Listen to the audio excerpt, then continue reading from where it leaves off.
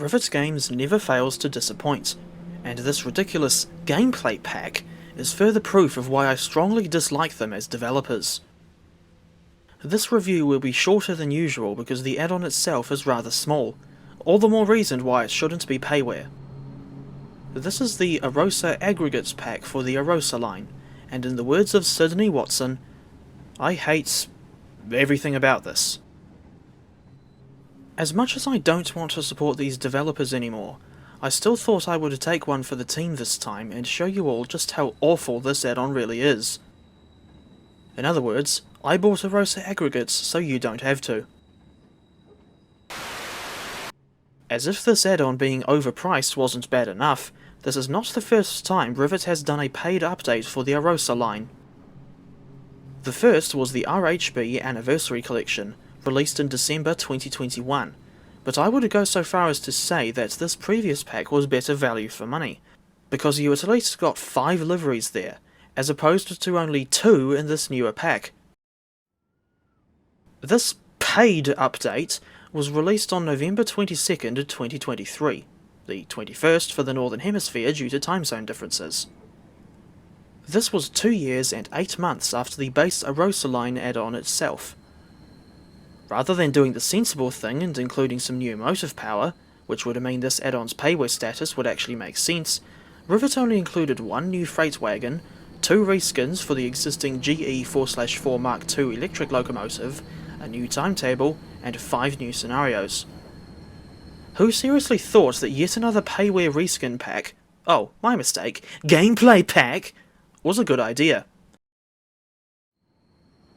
The liveries that come with this pack are as follows: number 622 commemorating the Hakone-Tozan Railway, and number 629 in this Neubau Albula Tunnel livery.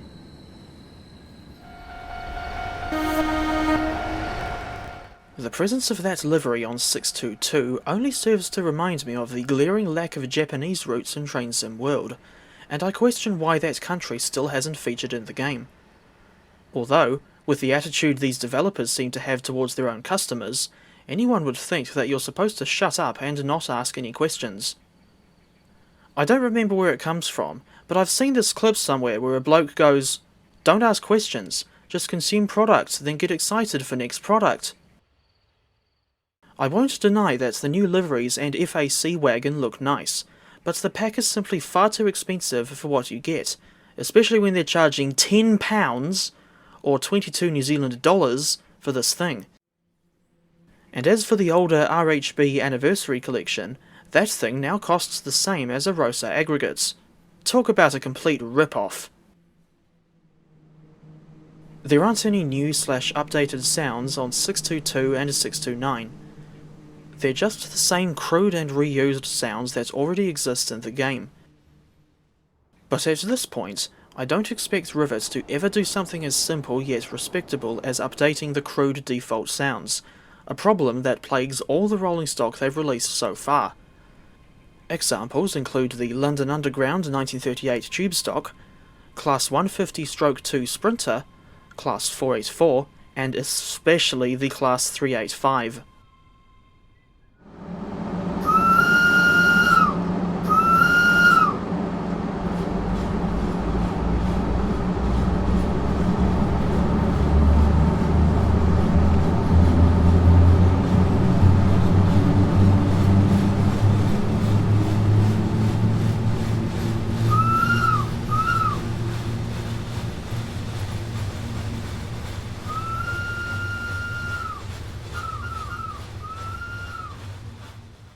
And here is another thing that I would like to mention before I move on to the next section. This is the modern Deutsche Bahn rear delivery for the BR 628/2 diesel multiple unit. Train Sim Germany, the developers behind the excellent Niedertalbahn add-on, were kind enough to release this livery as a free update to coincide with the release of TSW4. Notice how I said free update, although this doesn't mean Paul Rogers will start singing All Right Now, unfortunately. In the case of Dovetail and Rivet, this is more like a fee update instead of a free update, and now they haven't got a leg to stand on when it comes to their attempts at justifying why we should give them money for their reskins. As far as I'm concerned, the Train Guy 4 was right when he said that most of the people who still buy this stuff are corporate simps, which is an interesting way to describe the fanboys, if you ask me. The reasons why I still bought this PaCk, despite my hatred of Rivet as developers, are A. that Hopper Wagon is a long overdue addition to the Arosa line that should never have been left out in the first place, and B. I wanted those new liveries for the GE 4/4 Mark II. This is despite the fact that what's included should have been released as a free update, or only cost around £2, not 10. I don't understand why Rivet thinks it's okay to charge so much for so little. In that sense, their practices are reminiscent of a fancy butcher shop, but at least the meat from those places is actually good quality.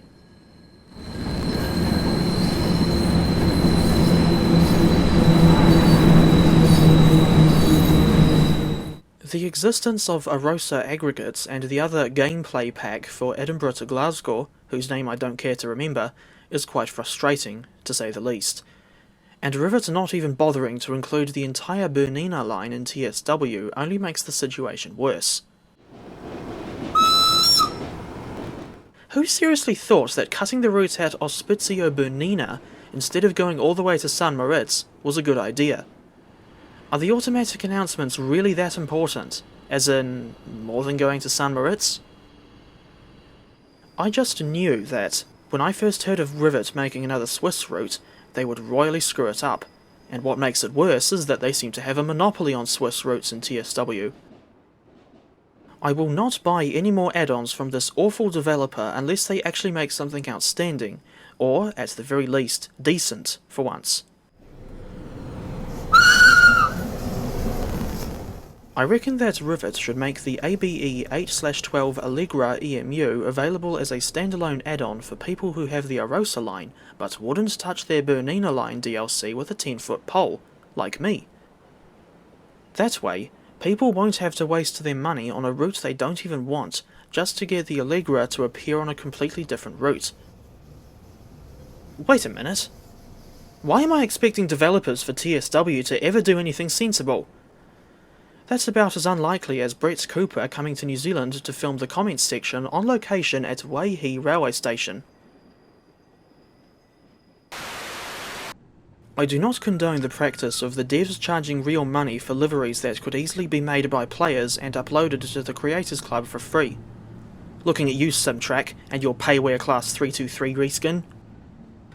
But I dare say that the fanboys will still lap it up anyway while being high on blind optimism and trying, yet failing miserably, to tear the other side down for the sinister offence of, oh, do I even say it? Having a different opinion!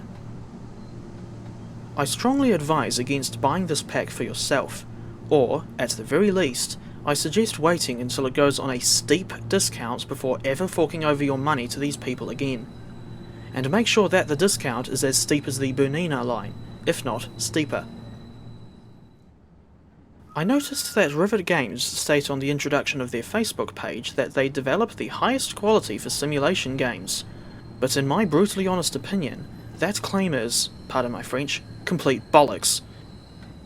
If that was true, they would not be consistently churning out add-ons of such low quality that they are often unplayable. It is not acceptable for these people to keep releasing poorly made DLC like the 1938 Tube Stock, West Cornwall Local, the original Isle of Wight route and ScotRail Express, or lazy cash grabs like Arosa Aggregates, for that matter.